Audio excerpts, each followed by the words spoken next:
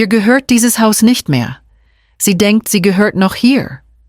She still thinks she belongs here. That's what my son said, in German, to the buyer, while I poured them coffee. I stood in the kitchen I'd remodeled with my husband 15 years ago, gently setting 3 mismatched mugs on the counter. The 2 of them were at the dining table. Mason leaning back like he was already the owner of the place. The buyer nodding politely, arms crossed, amused. I didn't flinch. I didn't blink. My hand only trembled slightly when I added a splash of oat milk to the mug with the green stripe the one Mason used to call his lucky cup before he grew too grown up for luck or stripes. They had no idea. The buyer, Rainer, had a clipped Berlin accent. I recognized it from old cassette tapes. My husband used to play them in the car when he was teaching himself German. I kept them. After he passed, listened to them late at night, quietly repeating phrases, mouth-forming shapes no one in the house paid attention to. But I had learned. Every word. She won't understand the paperwork, Rainer said next. Simpler, if we only list your name. Fewer complications. Mason agreed. He didn't even hesitate. No need to worry her, he said in English loud enough for me to hear that part. I'll explain everything when it's signed. They laughed. I stirred my tea and smiled as I walked over with the tray. The hardwood creaked under my slippers the same way it always had. I set the mugs down gently, like I was still the hostess. Like I didn't just hear my son plan to erase me from my own home. Rainer nodded politely. Mason didn't look up. They thought I was still playing the same role. But something in me had already shifted. And later that night, after they left, I opened the fireproof box in my bedroom closet. This used to be the formal living room, I said softly, as I stepped aside, but Mason was already talking over me. We'll probably gut this part, he said to Rainer. Open it up all the way through to the kitchen. Makes more sense. Rainer nodded already, half measuring the wall with his eyes. Tear down this and maybe also the upper arch. Gives you line of sight from front to back. Modern families like space. I stood in the same room where my husband once strung Christmas lights, along that arch, where Mason took his 8th grade school photo in front of the fireplace. I had patched and painted those walls myself more than once. Mason was halfway down the hallway now, gesturing toward the bedrooms like a tour guide. That one's hers, but you could convert it to an office.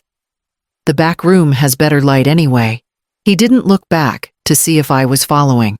Rainer did briefly, then turned toward the hallway again.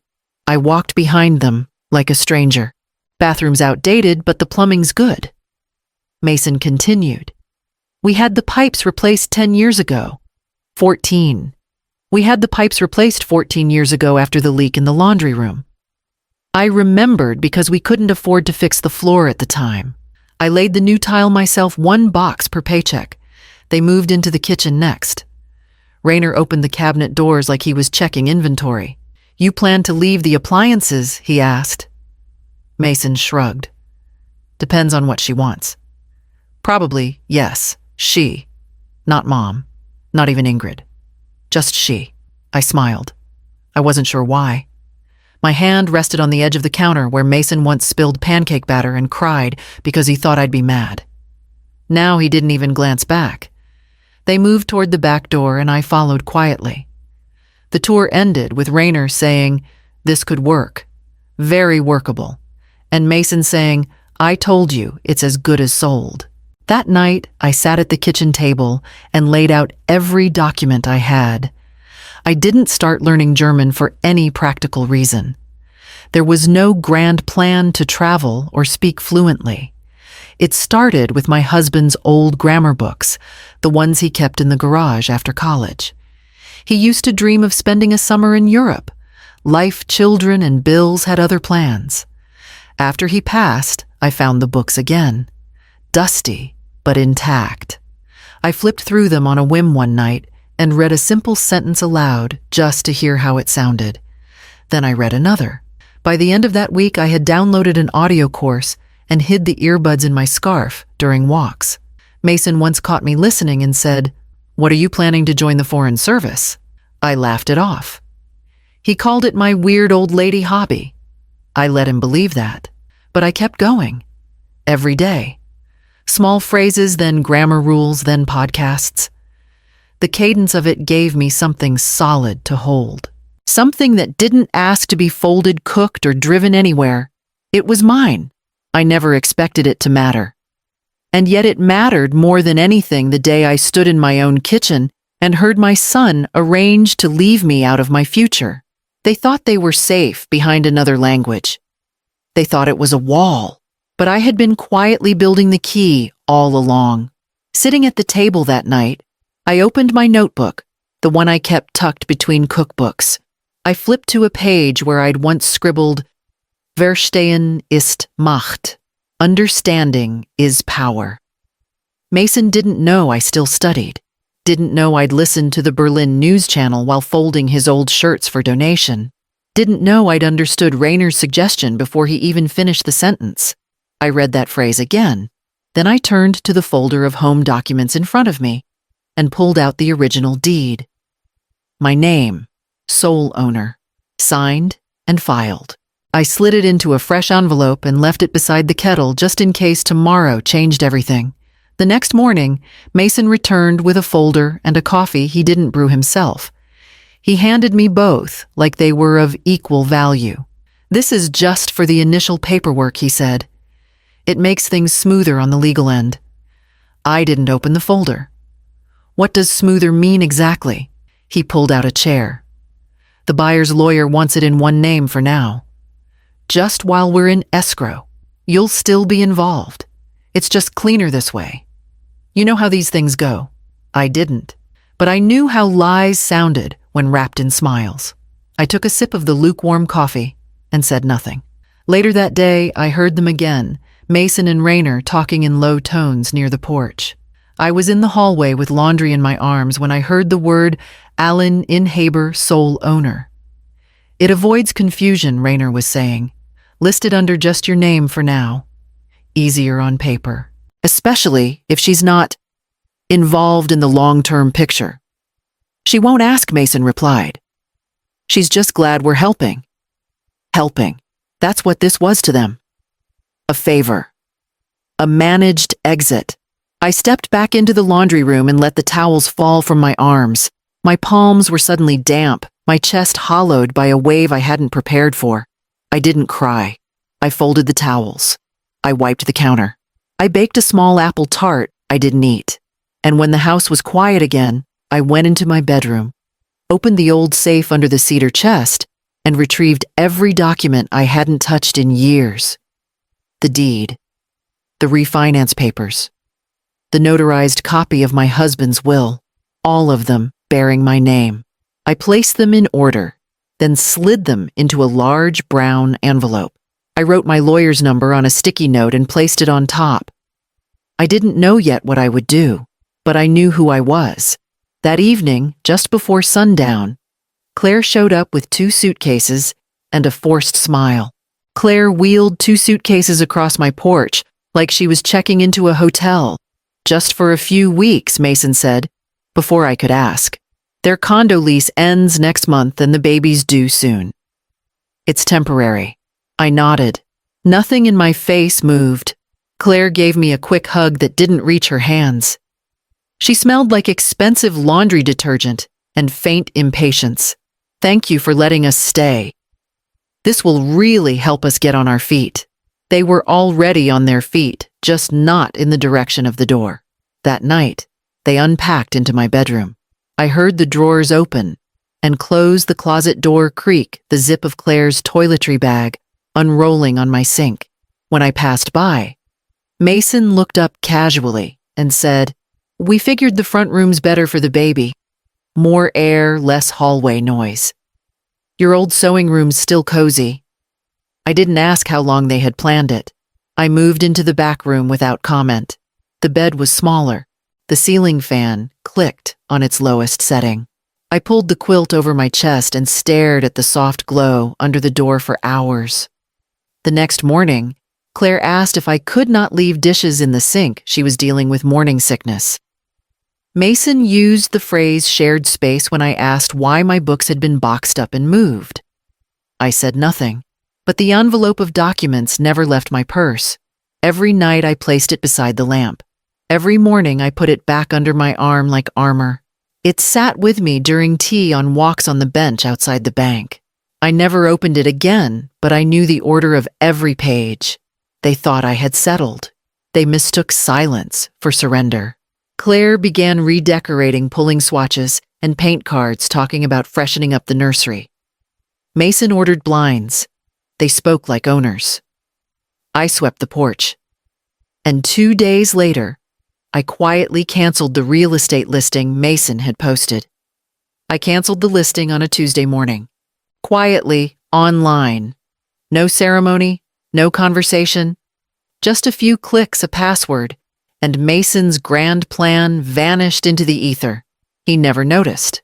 That same afternoon, I called Margaret Becker, a real estate agent I knew from church. She wasn't flashy, didn't wear blazers with her initials embroidered, and never once called me Han. She came by 2 days later with a clipboard and a warm look that didn't ask too many questions. I showed her the house like it belonged to me, which of course it did. She asked if I had anyone specific in mind for the sale. Someone who'll plant something, I said, not knock things down. The next week, she introduced me to Lila. Late 30s. 2 children, quiet, respectful, wide-eyed, recently divorced, working full-time and saving carefully, not rich, not loud, but honest in the way people are when they have nothing left to hide. We walked through the garden together. She asked if the soil held tomatoes well. I told her yes, though the squirrels could be bold in late summer. She laughed and told me she didn't mind squirrels. Better than neighbors who don't look you in the eye. Her daughter picked up a dried magnolia leaf and asked if they could keep it. I said of course. They didn't ask about tearing down walls. They didn't measure for granite countertops. Lila asked if the old lemon tree still bloomed in spring, and when I said yes, her eyes lit up. That was enough. We agreed on a price. Modest. Fair. Clean. I signed the documents that night alone in my room. Margaret would deliver them to the buyer's bank in the morning. I didn't tell Mason. I didn't tell Claire. I didn't even mention it when Rainer called again to touch base. Instead, I clipped the magnolia leaf between pages of my husband's old book on German idioms. And when Rainer rang the doorbell for his final walkthrough, I was already waiting with the tray and 3 mugs. Rainer arrived 10 minutes early, briefcase in hand, cologne too sharp for the morning. Mason trailed behind him, adjusting his collar like he was the one hosting. I had already set the mugs down. They didn't ask where Claire was. She had gone to the store intentionally, or not, I didn't know. The silence she left behind was a gift. Rainer walked the perimeter again, clipboard. Out eyes scanning the ceiling, trimmed the floor, molding the line where the living room met the kitchen. No major structural issues, he said to Mason in German. But you were right. She's too soft to fight back. You've handled it well. I turned slowly and met his eyes. Sanft bedeutet nicht blind, I said. Soft doesn't mean blind. Mason's jaw tensed. Rainer's clipboard stopped moving. For a second, the only sound was the kettle behind me clicking as it cooled. I understood everything. I continued still in German. From the first visit. Every word. Rainer stepped back slightly. Frau Marlowe. I didn't mean. But you did, I said, switching to English. And so did he. Mason didn't speak. His arms were crossed. Face unreadable, but his silence was louder than anything he could have said. I've canceled the listing, I said. The house is no longer available. In fact, it's already in contract. With someone else. Without consulting me, Mason finally asked. No, I said, because I didn't need to. I walked to the drawer by the fridge, pulled out the stamped copy of the deed, and laid it flat on the counter. Your name was never on it. They didn't argue. They didn't shout. Just the rustle of paper. and the quiet weight of disbelief settling in like dust. Rayner adjusted his watch and excused himself politely. Mason stayed behind a moment longer, looking at the corners of the room like he might find a loophole hiding in the walls. When he finally walked out, I stayed at the counter a moment longer. That evening, I placed 2 legal notices, one for Mason, one for Claire, on the hallway table before I turned off the lights. Mason slammed the bedroom door so hard the picture frame in the hallway tilted. Claire stormed out behind him, her voice sharp and shaking as she came into the kitchen. "What did you do?" she hissed. "You've jeopardized everything." I didn't flinch. I folded the dish towel and set it neatly on the counter. "You told us we'd be here until the baby came," she said. "You agreed I said nothing," I corrected quietly. "You decided." Mason appeared then, eyes wide with fury, but lips thin as if trying not to shout. "This is our family. You blindsided us."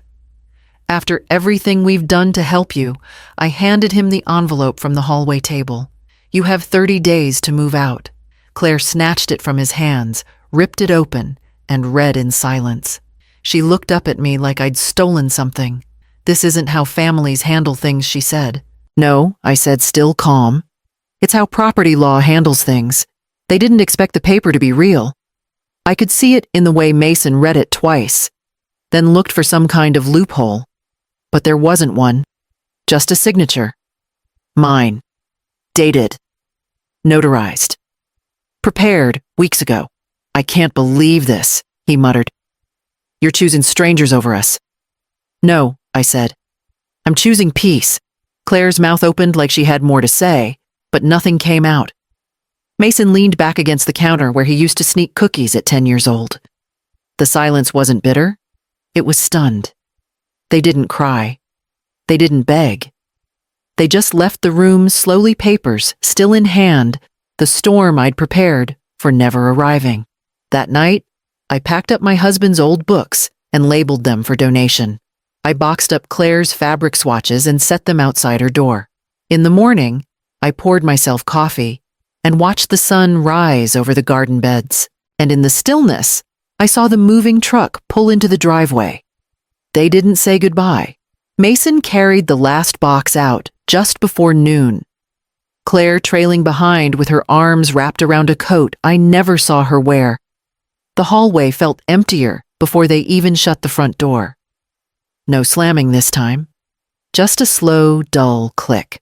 I waited until the truck turned out of the driveway before I moved. They left behind more than I expected. Towels unopened, vitamins, 2 pairs of baby shoes still in the packaging, and 3 boxes labeled miscellaneous that I didn't open. I donated half of it that afternoon. The rest I packed away and labeled clearly just in case they ever grew into the decency to ask for it. The silence left behind was different than the silence I'd known. It wasn't tense. It wasn't heavy. It was clean. That evening, Lila came by with a warm loaf of bread wrapped in a kitchen towel. Her daughter held a small plastic bag of sunflower seeds and asked if she could scatter them in the backyard. I said yes. We swept the porch together. She offered to repaint the front steps herself. Once they closed, said she liked things with chipped edges. I made tea and we sat on the steps while the air turned soft and slow. She asked where the best spot was to see the moon rise. I pointed to the patch just left of the garden beds. The same place I used to sit when Mason was a boy and afraid of thunder. Lila didn't ask about them. She didn't mention the moving truck or the empty windows. She simply sipped her tea and watched the sky as if nothing in the world was broken. And in that quiet, I realized I didn't need the noise anymore. The breeze carried the scent of basil from the garden, and I let myself breathe it in like something new. Tomorrow, I would bring the deed to Margaret and finalize the transfer. But tonight, I opened the windows and let the silence settle in for good. I started with 6 folding chairs and a whiteboard that squeaked when I wrote. The community library let me use the back meeting room on Tuesday and Thursday evenings, German first, Spanish second. No tests, no grades. Just a room full of adults like me who'd once been told they were too old to learn. I kept a photo of my husband on the desk. He's younger in it than I remember him. Sleeves rolled, smile crooked, a German paperback in one hand. He never got to finish his lessons, but I did. And now I pass them on. Most of my students were retirees or second chancers. A few younger ones came for job interviews or travel plans, but some just came to sit in a quiet room and feel their mouths form new sounds. There was dignity in that. On the third Tuesday of the month, a woman named Cynthia stayed behind to help stack chairs. She was sharp, quiet, always took notes in blue ink. That evening, she paused while gathering the handouts. "Can I ask you something?" she said. "Why German?" I looked at the photo of my husband and then back at her. "Because one day someone thought I couldn't understand them," I said. "And they were wrong." She nodded, thoughtful. I added, "Sometimes knowing a language saves more than just your pride. Sometimes it saves your home." Cynthia smiled, tucked her notebook into her tote, and left me in the hum of the room's old radiator. I stood for a moment, watching the whiteboard fade in the dying light. Outside, the library parking lot glowed under flickering lamps. I walked past the new bulletin board, where a flyer for my class fluttered beside one for a food drive. My car was cold, but the air was honest. At home, I watered the lemon tree in the dark. In the morning, Lila and the kids would be over with garden gloves and a bag of tulip bulbs. I had a shovel waiting by the gate.